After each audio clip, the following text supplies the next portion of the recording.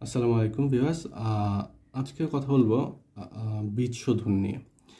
বীজ শোধনটা আসলে খুবই গুরুত্বপূর্ণ একটা বিষয়। নবজাতকের জন্য যেরকম আমরা টিকা দিই, তেমনি হচ্ছে যে গাছের রোগবালাই একদম প্রাইমারি স্টেজেই দমন করার জন্য আমরা বীজ শোধনটা করে থাকি। বীজ শোধনের মাধ্যমে আমাদের বীজের জীবনে বিভিন্ন রকম ছত্রাকজনিত যে সব রোগবালাই আছে বা জীবকণার মাধ্যমে যেসব রোগবালাই ছড়ায়, সেগুলো আমরা প্রাইমারি স্টেজে প্রতিহত করতে পারি। সো বীজ শোধনটা আমরা অনেকেই স্কিপ করে যাই, যার কারণে দেখা যাচ্ছে যে আমাদের গাছে অনেক সময় অনেক রোগবালাই বেড়ে যায়। আর এইসব রোগবালাই বাড়া মানেই কৃষকের জন্য অনেক দুশ্চিন্তার কারণ। অনেক কীটনাশক মানে ফসল উৎপাদনের খরচটা বেড়ে যায় এবং কৃষকের স্বাস্থ্য একটু ঝুঁকিতে পড়ে যায়। সো আমরা যদি এই বীজ শোধন জিনিসটা করে ফেলি প্রাইমারি স্টেপে, 15-20 মিনিটের একটা স্টেপ, তখন দেখা যাচ্ছে আমাদের এইসব হেডেক থেকে অনেকখানি নিরাময় বা পরিত্রাণ পাওয়া যায়। সো আমরা বীজ শোধনে প্রাইমারি একদম স্টেপ থেকে শুরু করি। প্রথম হচ্ছে আপনাকে বীজগুলো রোদে শুকাতে হবে, ঠিক আছে? রোদে শুকাতে হবে। কখন রোদে শুকাবেন? আপনি মনে করেন যে 10টা থেকে 1টার যে রোদটা আছে, ওই রোদের মধ্যে 15-20 মিনিট শুকালে এনাফ। তারপর ওই রোদ থেকে আপনি বীজগুলো এনে রুম টেম্পারেচারে স্বাভাবিক তাপমাত্রায় আনতে হবে, ঠিক আছে? এনে আপনি বীজটা রাখলেন কিছুক্ষণ। রাখার পরে আপনি এবার শুরু হবে আপনার বীজ শোধন প্রক্রিয়াটা। বীজ শোধক দিয়ে আপনি ভিজিয়ে রাখতে হবে। তো বীজ শোধক আপনি কি বীজ শোধক পাওয়া যায় বাজারে? কার্বক্সিন প্লাস থিরাম গ্রুপের যে বীজ শোধক আছে, যেমন প্রোভেক্স, ম্যাপেক্স, এসিফ্লো দিয়ে আপনি বীজগুলো শোধন করতে পারেন। অথবা আপনি ইমিডাক্লোপ্রিড প্লাস থিরাম গ্রুপের ছত্রাকনাশক যেমন হাদাগ, থিমিড, এগুলো দিয়েও করতে পারেন। আবার শুধু কার্বেন্ডাজিম গ্রুপের ছত্রাকনাশক যেমন নুইন, অটোস্টিন, টাবো, আরবা, গোল্ডাজিম, এগুলো দিয়েও আপনি বীজ শোধন করতে পারেন।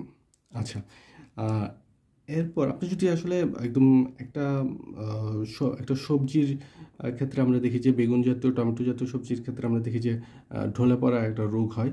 সো ওটা যদি বীজবাহিত হয়, আপনি কিন্তু ওই চান্সটা দূর করে দিতে পারবেন আপনি ইমিডাক্লোপিড প্লাস থিরাম প্লাস কার্বেন্ডাজিম গ্রুপের ছত্রাকনাশক দিয়ে, যেটা বাজারে পাওয়া যায় অটোভার, নাস্তা, এমপ্লাক্স। যদিও এগুলো খুব একটা অ্যাভেলেবেল থাকে না সব এলাকাতে, বাট আপনারা যদি পান তাহলে এটা দিয়ে বীজ শোধন করতে পারেন। এসব ক্ষেত্রে আপনার সাধারণত 3 থেকে 4 গ্রাম প্রতি লিটারে দিবেন 1 কেজি বীজের জন্য, ঠিক আছে?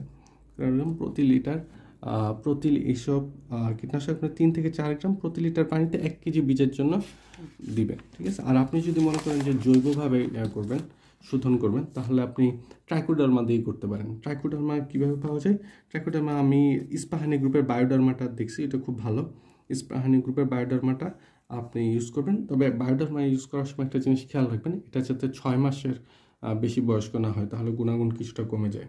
আচ্ছা, এই ক্ষেত্রে অবশ্য আপনাকে 10 থেকে 50 গ্রামের মতো করতে হতে পারে প্রতি লিটার পানিতে 1 কেজি বীজের জন্য।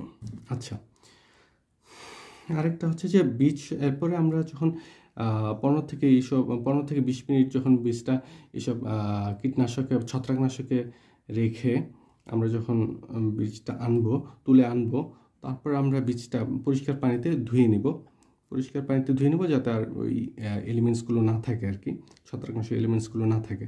তারপর এটা ছায়াতে শুকিয়ে আমরা তারপর যদি জার্মিনেশনের যে স্টেপটা করে আমরা হয় বীজতলায় রেখে দেবো, নাহলে আমরা সরাসরি জমিতে রোপণ করে দেবো, সেটা বীজের অনুসারে। এইসব ক্ষেত্রে আমাদের একটা জিনিস মাথায় রাখতে হবে, প্রত্যেকটা স্টেপ একটা আগে পিছে যাতে না হয়ে যায়। হ্যাঁ, তাহলে হচ্ছে যে আমাদের বীজ, যেমন আপনি বীজটা আগে শোধন দিলেন কীটনাশক দিয়ে, তারপর আপনি রোদে শুকালেন, এরকম যাতে হযবরল না হয়। আপনি প্রত্যেকটা স্টেপ যদি ট্রুলি 5-6টা যে স্টেপ আছে, এগুলো যদি প্রপারলি মেনটেন করতে পারেন, তাহলে ইনশাল্লাহ আশা করি যে আপনার 60 থেকে 70% বীজবাহিত রোগগুলো কমে যাবে, ঠিক আছে? আজ এই পর্যন্তই, ভবিষ্যতে দেখা হবে ইনশাল্লাহ। আসসালামু আলাইকুম।